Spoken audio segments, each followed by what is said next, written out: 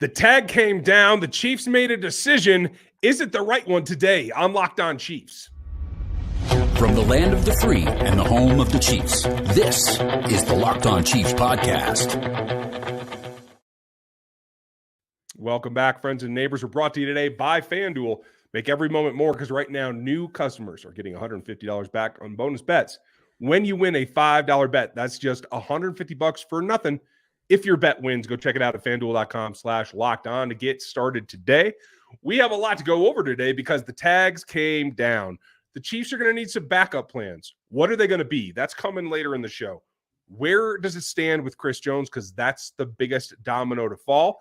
But first, we're going to get started here on where the Chiefs are with the tag on L'Jarius Sneed. Matt Derrick is here from ChiefsDigest.com. Make sure that you check everything out over there, as well as on his YouTube channel at Chiefs Digest here on the platform. I'm Ryan Tracy, the founder of Rogue Analytics and Performance Consulting, where we're doing the athletic matrix. I'm going to have multiple versions for you this year. I'm going to give you just the straight stuff here off of the combine. You'll have that probably next week.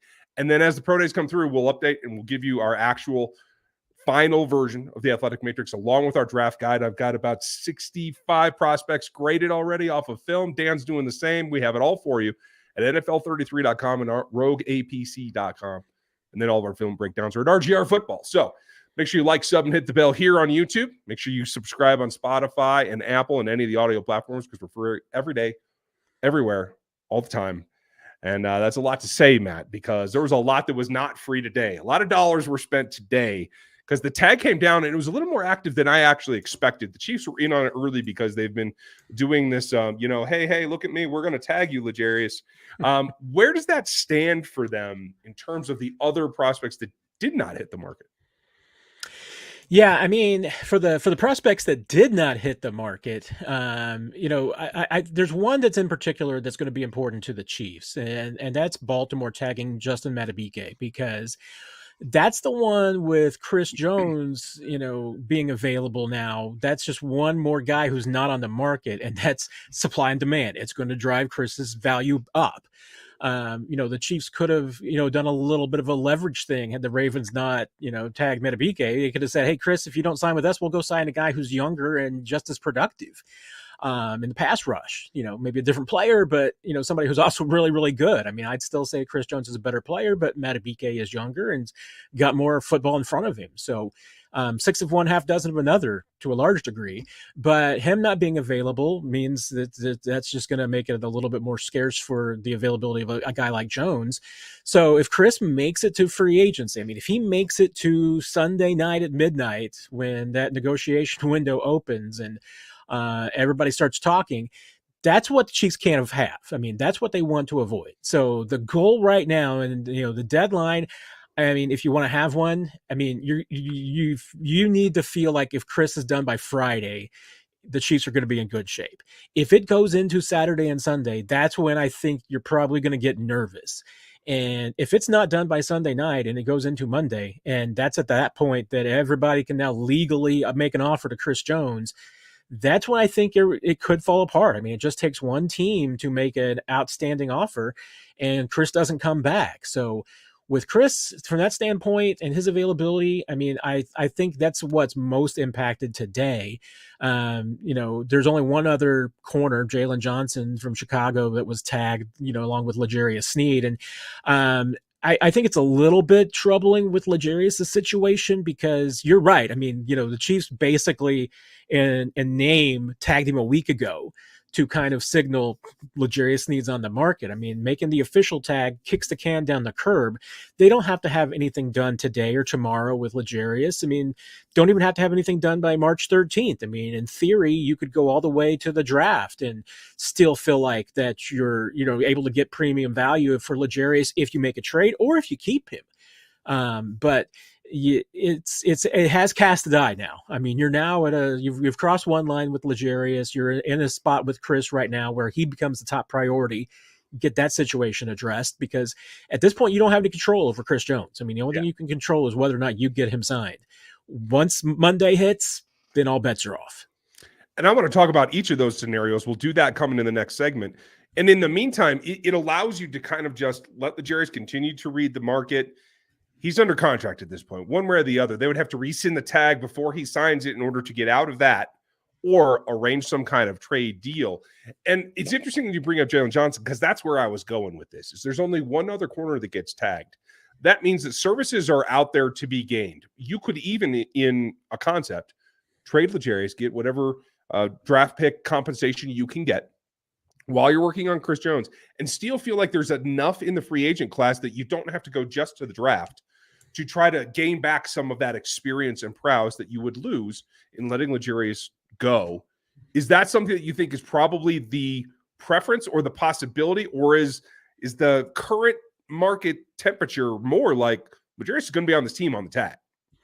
Yeah, I mean, that's the thing, and it's a difference between the two situations, because especially with Chirs, I mean, there's not other Chirs Joneses out there. I mean, Chirs Jones is a unicorn. I mean, there's just not very many of them. There's only a handful of players of his caliber at that position, and if you don't have Chirs Jones, you don't have a player like that. I mean, there's no going out and getting that. With L'Jarius, it's a different situation, because as good as he was last season and as good as he has been going forward, it's not like, players of that nature are a dime a dozen, but at the same time, it's not like you're talking about replacing, Chirs Jones with Neil Farrell. We're talking about replacing L'Jarius Sneed with Trent McDuffie. And then who's Trent McDuffie getting replaced by? Well, maybe a Joshua Williams or a Jalen Watson. You're still going to have, Chamari Connor, playing as a dime safety for you potentially and playing in the slot. I mean, you still have all those solutions, and you've got a lot of depth at that position. So from the Chiefs standpoint, I'm not even sure that they would feel like that they have a hole that they need to fill at cornerback, because they feel like they've got a lot of depth and a lot of young guys that they trust. Obviously, it's a position that they're fine drafting at every single year and giving Dave Merritt another lump of clay to play with. And when you've got Dave Merritt coaching that group, you feel even better that you can plan and coach your way and scheme your way through losing a guy like L'Jarius Sneed. You're not going to scheme your way through losing a Chirs Jones. So that's the difference between the two situations and how I think they would have to address it. I mean, if you don't get Chirs Jones back, then you're suddenly, if you're the Chiefs, you're looking hard at the free agency market, because you're going to need somebody, and probably a couple of somebodies, to come in and replace him. And that's what I want to look at coming up next is what are the scenarios right now for the Chirs Jones situation? I think L'Jarius, probably part of the baked-in resolution is Nazeeh Johnson's return. I hope they're not banking on that solely, but that's also another aspect. And then later in the show, we're going to get to what are the free agent backup plans. But right now, how will it work and what can happen with Chirs Jones coming up next on the Locked On Podcast Network. Get buckets with your first bet on FanDuel, America's #1 sportsbook. Because right now, new customers, you get $150 in bonus bets with any winning $5 bet right now on FanDuel. That's $150 if your bet wins. Super straightforward and simple. Bet all your favorite NBA players with the teams that you're looking for, whether it's quick bets, same game parlays, exclusive props, and everything else under the sun. Just visit FanDuel.com/lockedon and shoot your shot today. That's FanDuel.com/lockedon at FanDuel, the official sportsbook partner of the NBA and the NFL. You can check out 24/7 feed here from the Locked On Podcast Network. It's called Locked On Sports Today. It is here on YouTube, and it never stops. It's like the Terminator. It just keeps coming, and you can get everything you want from every single sport. So check that out and go get sub today.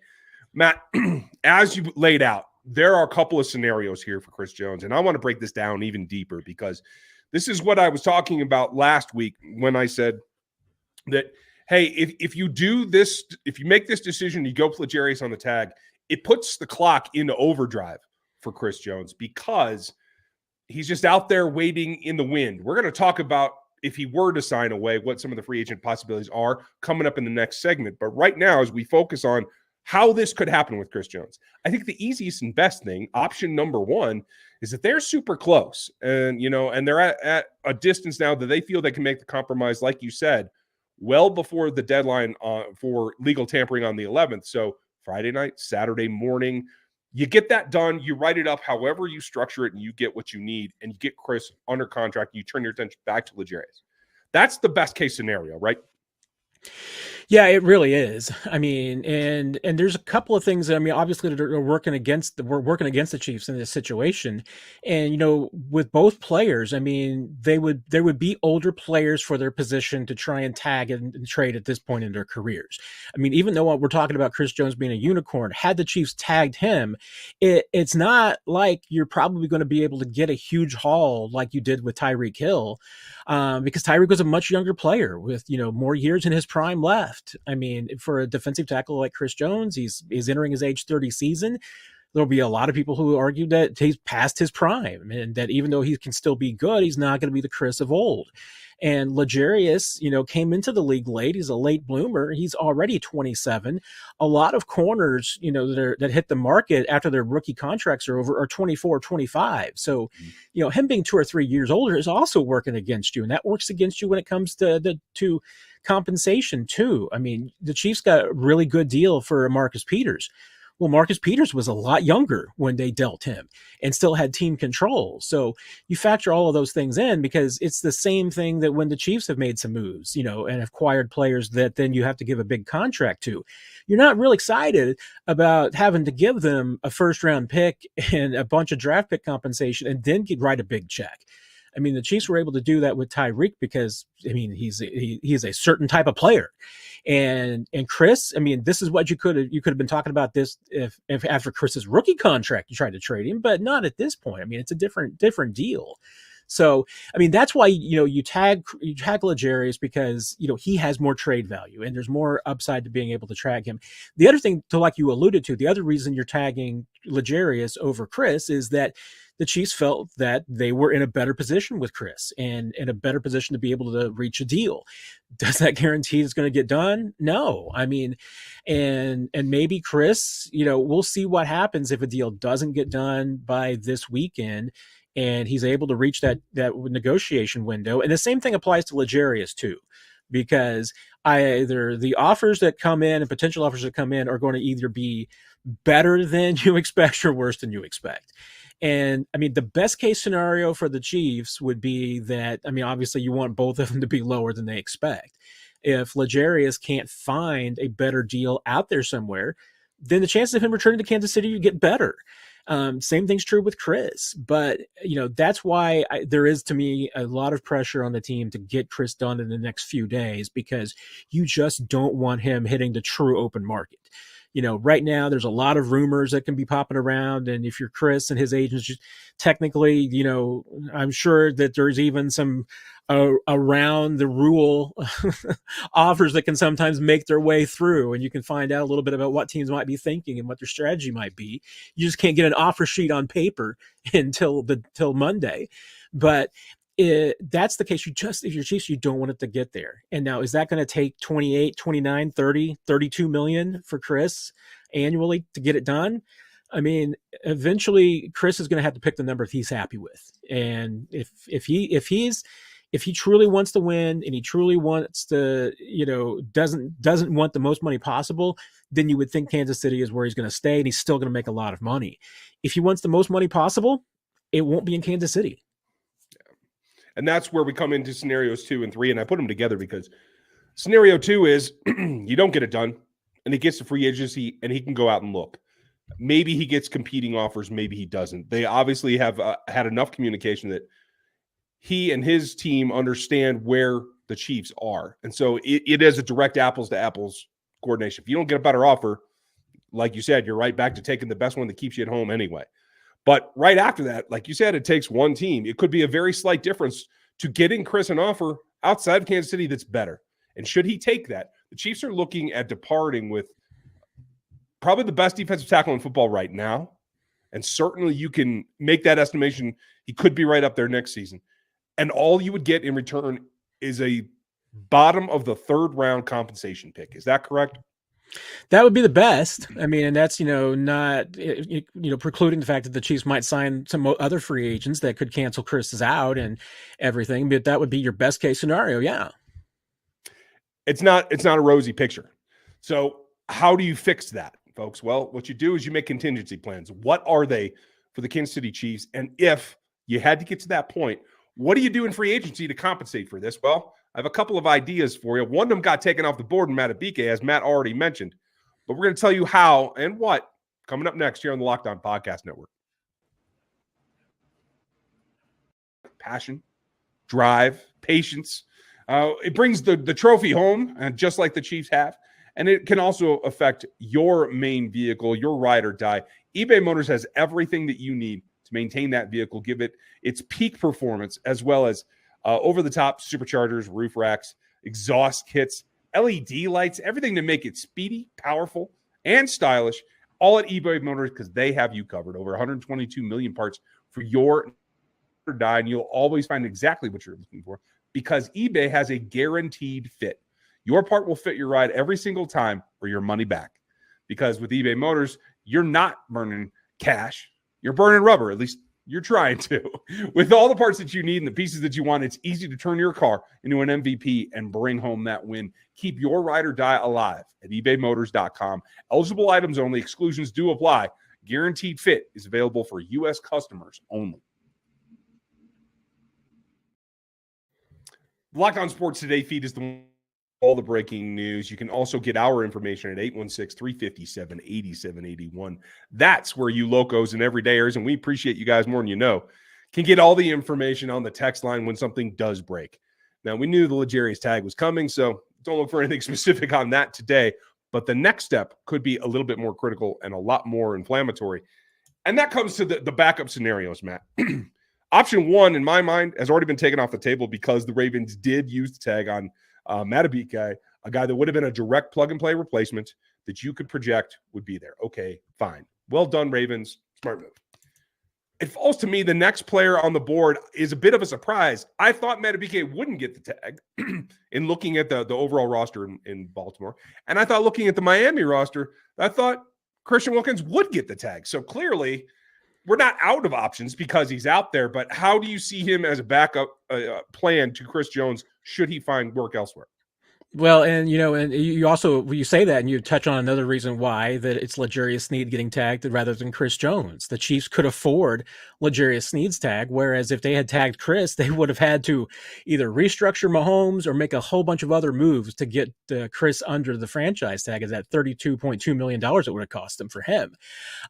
You're right. I mean, if the Chiefs don't get anything done with Chirs Jones, Christian Wilkins moves to the top of my list. I mean, that's absolutely the guy that you're the Chiefs. I think you're absolutely calling to see if what it would cost. And, the market value predictors, I mean, I worry are a little underselling what the market could turn out to be, especially, if Chirs ends up getting plus $30 million. It's hard to believe that a guy like Wilkins, would only end up with 20. I mean, I would think it would end up being more than that. So then the question is, if you're the Chiefs, and you can't necessarily afford, top of the line prices, you start shopping at Walmart or Target, what are your options there? And if it's not Christian Wilkins, I mean, do you go down to a DJ Reader? I mean, I know my guy, Nick Jacobs on the 41 is the Mike podcast. He's selling me on Tim Settle as being an option, whether or not, Chirs Jones comes back. That maybe that's a guy that the Chiefs just need in there regardless. And maybe it's, a couple of defensive tackles that you're talking about bringing in. But yeah, I mean, there's no doubt, that even if the Chiefs, if the worst case scenario that Chirs leaves, I think that there's two things that are true. One, the Chiefs are absolutely going to address the position in free agency another way. As Brett Veach has often talked about, that's what you have to do in the NFL offseason. You have plan A, and you have to be prepared for plan A going by the wayside, and you have to have a plan B, C, and D, so you're not left flat-footed. So they've game planned through this, and I have no doubt that, yes, guys like Wilkins, Reader would absolutely be high on their list if things fall apart with Chirs. I'm sure that, hey, preliminary, calls them in agents to see how they're doing, not to talk about their players because you can't do that, but wouldn't have any surprise whatsoever that, if the Chiefs need to make a move, it's not going to be the first conversation that they've had with representatives at the last second. I mean, they've been working on it, preparing for any eventuality. I think it still puts a lot of eggs in what is a pretty narrow basket here. And then I think that shifts the focus towards making sure you get guys back on this roster, particularly the Mike Dana, that I think he can give you some pass rush snaps at tackle. And then obviously you're going to have to go to the draft. A lot of scenarios there. But on the opposite side, I think lost in all this is the fact that the biggest thing that we've been talking about until these two contracts on the defensive side of the ball has been the offensive pass receiving core. And a couple of players went off of that possibility list if they were looking to bolster in free agency, in Michael Pittman, who got the tag from the Colts, and Mike Evans, who a lot of Chiefs fans wanted to see in Kansas City. Well, he went back to Tampa on a 2-year deal. He's out of the question. So that significantly changes the free agent market for the wide receiver position for me and makes me even want to more double down on this defensive front area. Does that ring true for you? Do you think there's still value out there that Chiefs are going to have to go get in free agency at wide receiver? I mean, I think that they will look at the wide receiver position, but I also think they're going to, at that position, they're going to stay pretty true to their principles and who they are. So what are they going to target? They're not going to target somebody who's 29 or 30 years old. They're not going to be looking at somebody who's in their second and third contracts coming off of them. You know, I don't even think that they would have been in the market for a Mike Evans, you know, as good as he is. You know, I think you can already see the signs of he's not the same Mike Evans that he was a few years ago. And Tampa is paying for the Mike Evans of, you know, age 26, 27. They're not paying for today's Mike Evans. Yeah. So, you know, so your Chiefs, you can't do that. So you're going to be looking at rookies off their rookie contract, you know, who are in that 24, 25, 26 category. They're going to be looking for youth. They're going to want some guys who still have some spring in their legs. And they're going to, especially after, you know, the last couple of seasons with things not working out with some free agents, I think they're going to be a lot more specific about the fit and, you know, how they're going to fit into the scheme. You know, I mean, I think Richie James was kind of Richie James is a really good player. He's available. Let's sign him without necessarily a plan on how he was going to fit in. And, you know, and Marquez, I think that there was some thought to it, but at the same time, I think there was a projection that the Chiefs made that Marquez can come to Kansas City and do things that he wasn't asked to do in Green Bay. And the reality was he just wasn't able to get that done. So I think there's going to be a lot more emphasis on finding the right fit. So I don't think it's going to be about finding the guy necessarily with the best numbers, but it's going to be, okay, who will fit around Rashee Rice? Who can fit around him so that they're not competing against Rashee for playing time, that this is going to be somebody who's complementary to him and to Kelsey. So that's what I think you're going to be looking for in free agency. And I'm sure they're going to draft another receiver too, because if, you know, you're almost crazy if you're not trying to draft a receiver every year to see what you can hit on. Yeah, absolutely. I think that's how it's going to go too. We are going to shift to draft plans coming up next week. As we get closer, we will have the fallout from Chirs Jones by then. We'll see where we're at, folks. Free agency is going to be all over on ChiefsDigest.com. So make sure you go check out Matt's work over there, as well as here on the YouTube platform at Chiefs Digest, all one word. You can get all of my takeaways, including today's tag fallout, at NFL33.com. That's my site with my crew that does all the work on the team building aspects. And then hit the matrix over at rogueapc.com and tune in RGR football as well. There's a lot going on. I know it's the offseason. It doesn't stop. That's just the way it is. Matt, thanks for keeping us up to date and shining the light for us here. Anytime, Ryan. Great to talk to you. Folks, you have a great day. More content coming for you 5 days a week, all the time. Like, sub, hit the bell right here. Thanks for joining us today, and we'll catch you tomorrow.